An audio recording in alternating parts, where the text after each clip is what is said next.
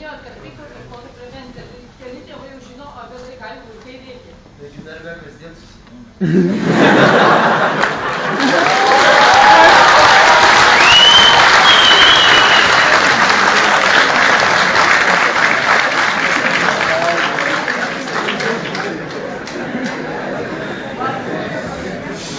Buvo kalbėta ir ne vieną kartą. Dabar tikrai negaliu įvardinti šitą pilnamečių vaikų neapkėčių. Tai pradėkit klausti dažniausiai bus, tai gal pradėkit reaguoti savo vaikų elgesį.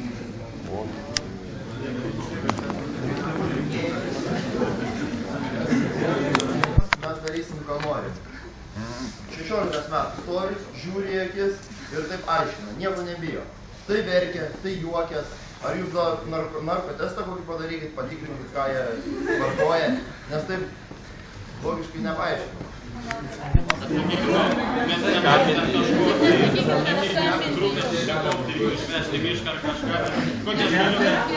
Jo, reikėtų pagalvoti vėl atkurti tos studentų būrius. Aišku, kaip sakoma, geriausiai išvengti nusikaltimų, kiek galima įmanoma. Saugotis, nevaikščioti po vieną tamsose vietose.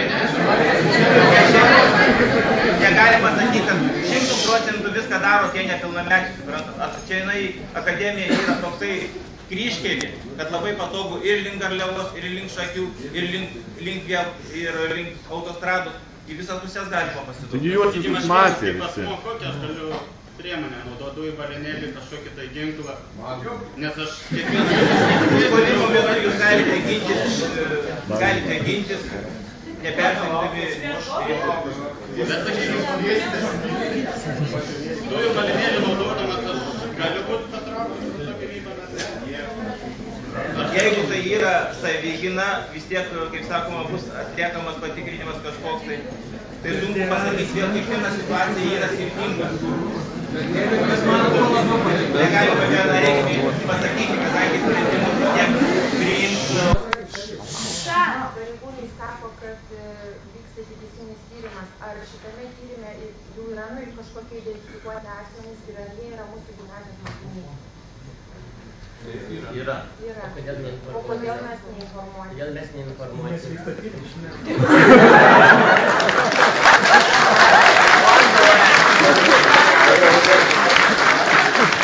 Savo nuomonę, bet turbūt čia yra studentai, kurie mane pažino ir tą sekmadienio vakarą praeitą 5:30 čia kas įvyko, aš ir matau tus veidus ir tikrai, kaip sakė prorektorius, didžiojo studentais, be galo didžios, nors, kaip sakyti, jie laiku ir aš pats stabdžiau juos, mačiau, kad vyrai tikrai visi blaivus, visi švieži, visi, kaip sakot, mokslo siekiantys žmonės ir kaip ten tos piemenukus jie gaudė, tie piemenukai visi apdujo buvo, ten mačiau konkrečiai. Galėjo baigtis tragiškai tikrai, nes aš ir pats galėjau gauti ten, kaip turi būti lazdų, nes iš už stadiono ten kokia 15 dar atskriejo iš kažkur tų moksleivių. Paskui pradėjau studentų stumti, bendrauti, sakau, greit važiuokit, nes baigsis blogai. Ir pats įsikišau. Ten, aišku, apie ginklus dar aš, kaip sakyti, kažkas čia klausė apie ginklus. Jūs nenaudokit tų ginklų, nes aš turiu kelis draugus verslininkus, kurie tikrai man įkalė į galvą, kas tas yra ginklas. Ir su ginklais tai tikrai nežaisti. Bet dabar, pratęsant prorektorius mintį, jisai padarė tą mintį, gerai viskas tvarkoja, bet kas koordinuos tą? Mums dabar reikia šiandien nuspręsti, kas koordinuos. Studentų būrys ir mes galbūt akademijos bendruomenė irgi jau esam persišnekėję, visą savaitę kalbam, susitinkam su vyrais. Pasiruošę daug žmonių yra eit budėti iki 1 valandos, bet Kiaurą parą budės studentai, jeigu reikės. Jūs pradėsit, kai banda, ten aš vakar tai pasibaisėjęs. Jau varžybas rektoriaus taurė prasidėjo ir aš kalbėjau daug su studentais, bet jūsų būriais ten vieni po 30 eina, kiti 30 ir nežinai, ar policija kviečia. Ir dabar jau jūs nebemėtikit klausimų ir strėlių iš šitos du pareigūnus, nes jie tik pareigūnai, aš nežinau, kodėl Živilė tu nepakvietėjai į komisarą ir nepakvietėjai seniūnės ir kitų čia žmonių. Šitie du pareigūnai, jie neįsprendė. Jau jūs primėtė čia strėlių, jiem irgi yra apie ką pagalvoti, turbūt galbūt vienam dar daugiau. Mes esam kaimynai.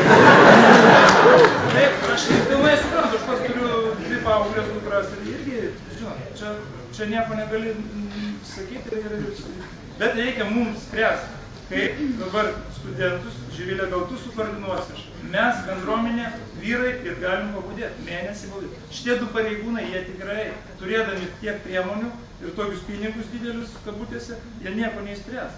Jūs šiandien netikite jų strėliam, tų strėlių jų. Čia reikia kažką globaliaus. Mes jiem turim padėti, nes jie patys neįsivers.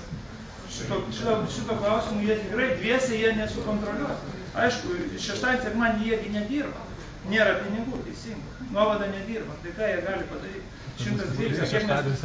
Mums reikia patiems greitai ir ne kažkada tai kreiptis į merą, aš girdėjau jau iš vadovų nuomonę, kad merą dar į komisarą.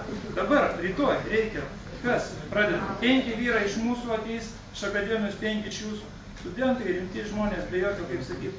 Ir pradedam budėti, iki 1:30 pavaikšti.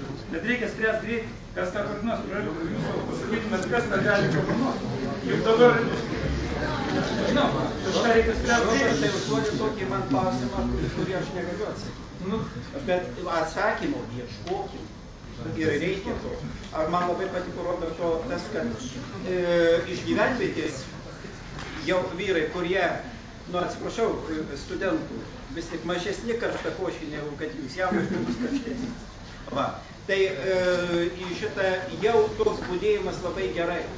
Bet kitas dalykas, tai reikėtų kažkokį tai tokį mums patiems, kelių žmonių komitetą tokį pasidaryti, kurie darytų grafikus, kurie šitą kiekvieną dieną užtikrintų ir darytų sąveiką su policija. Nes be policijos, nuo žinios mūsų tuos būrius paleis. Tai man atrodo, kad gali būti taip, kad dar nukreipta tai, kad mes čia kažkokią savivalę užsiimame.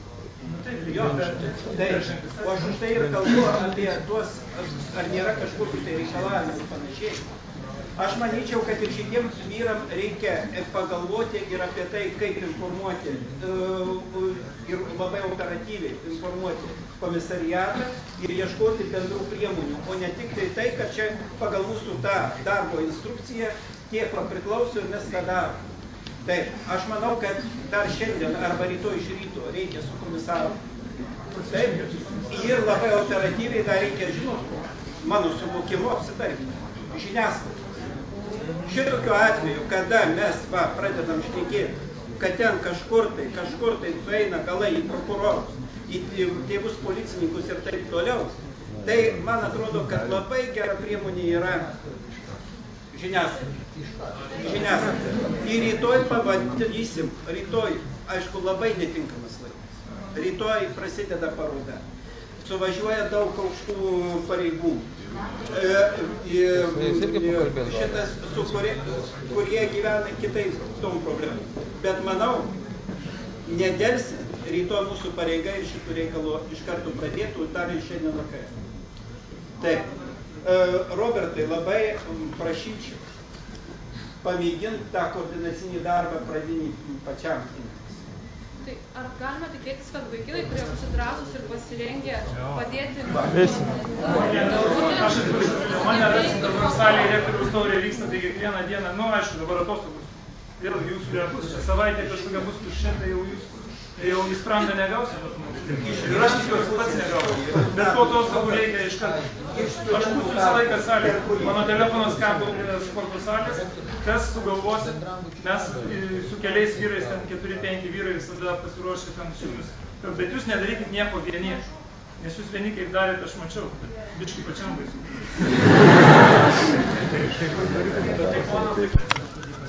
Tikrai, matau, kad problema yra rimta ir tik mūsų bendrom pastangom ją galim išspręsti. Aš turiu tokią nuomonę ir pasiūlymą.